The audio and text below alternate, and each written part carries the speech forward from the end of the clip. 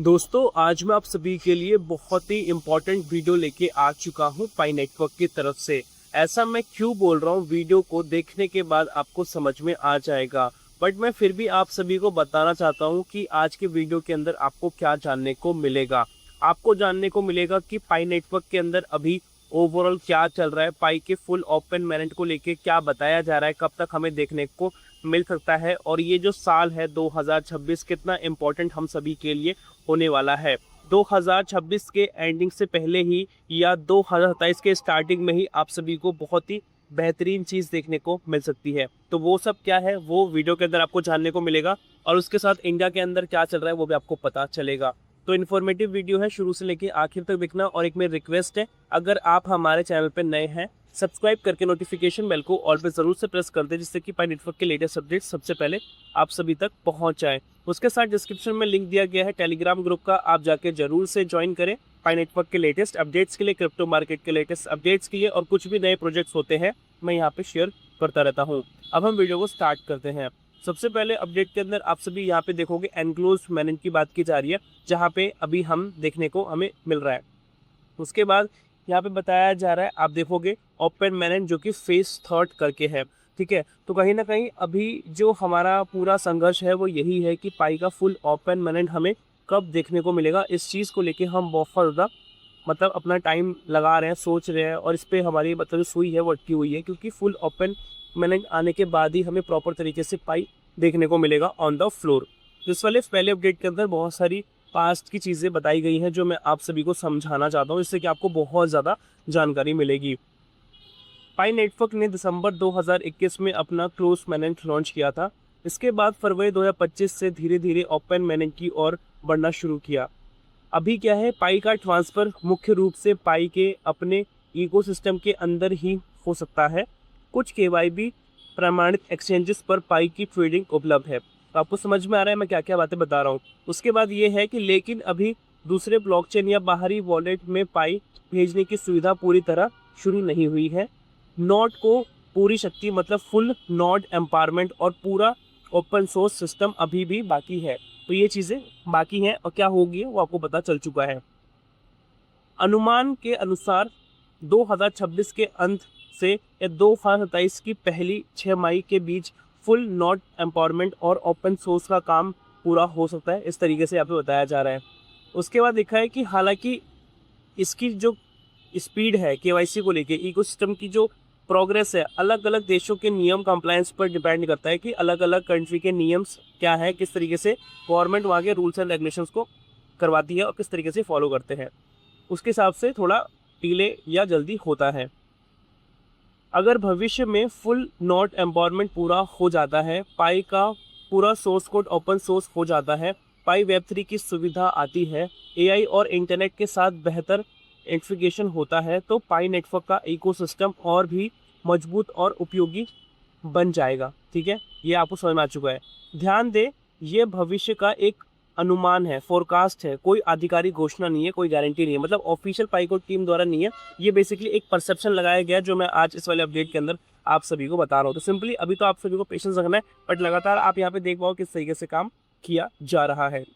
Okay, अब हम चलते हैं अगले अपडेट की तरफ। अगला अपडेट के अंदर यहाँ पे ओपन पे के बारे में बात करेंगे, और इस टाइप का हमें देखने को मिल रहा है, जिसमें गिटहब है, ओपन पे है और पाईआरसी है। तो ये क्या है फुटेज, इसको मैं आपको डिटेल में समझाता हूँ, जिससे कि आपको समझ में आ जाएगा सारा कुछ। आधिकारिक ठीक है प्रेजेंटेशन के अनुसार ओपन पे और पाईआरसी का कोड इंटीग्रेशन सफलतापूर्वक पूरा हो गया है। इससे दो बड़े माइलस्टोन्स हासिल हुए हैं। पहला जो है तकनीकी इंटीग्रेशन पूरा हुआ है, टेक्निकल जो इंटीग्रेशन होता है वो पूरा हुआ है।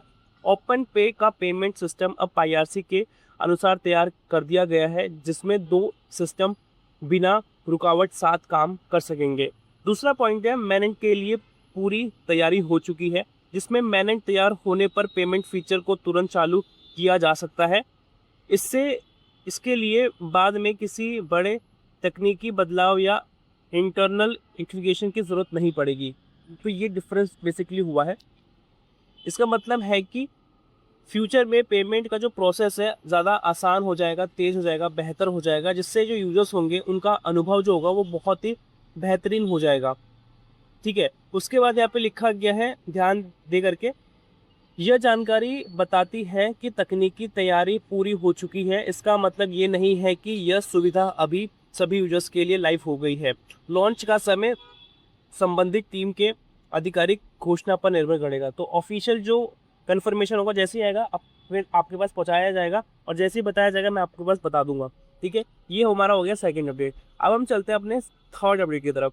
थर्ड अपडेट का फुटेज आप देख पाओगे, ऑफिशियल पाइको टीम वालों ने रिलीज किया है, जिसमें पाई2 डे के बारे में है। Tap here to join the pi two day 2026 ecosystem quest. ठीक है, इस टाइप का हमें देखने को मिलता है। इसमें क्या बताया जा रहा है उसको मैं आपको समझा दूं। पाई नेटवर्क ने पाई2 डे इकोसिस्टम क्वेस्ट लॉन्च कर दिया है। अब पायनियर्स नए लॉन्च किए गए इकोसिस्टम फीचर को एक्सप्लोर करके एक्सक्लूसिव इन बैच ऐप का हासिल कर सकते हैं।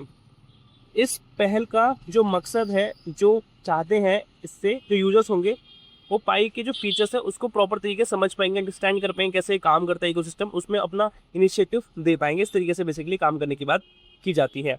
अब हम चलते हैं नेक्स्ट अपडेट की तरफ, और नेक्स्ट अपडेट आ चुका है इंडिया की तरफ से कि इंडिया किस तरीके से समझती क्रिप्टोस के बारे में। फुटेज आपने स्क्रीन पे देख ही ली है, अब मैं आपको इसके बारे में एक्सप्लेन करता हूँ। आरबीआई का कहना है कि क्रिप्टो करेंसी का इस्तेमाल पेमेंट के लिए नहीं किया जाना चाहिए और बैंकों को क्रिप्टो से अलग रखना चाहिए।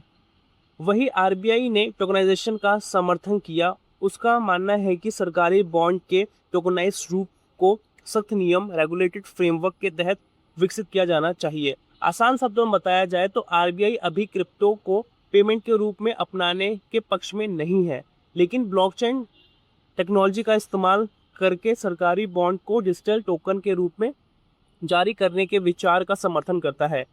बट यहाँ पे क्या है, प्रॉपर रूल्स एंड रेगुलेशंस के साथ।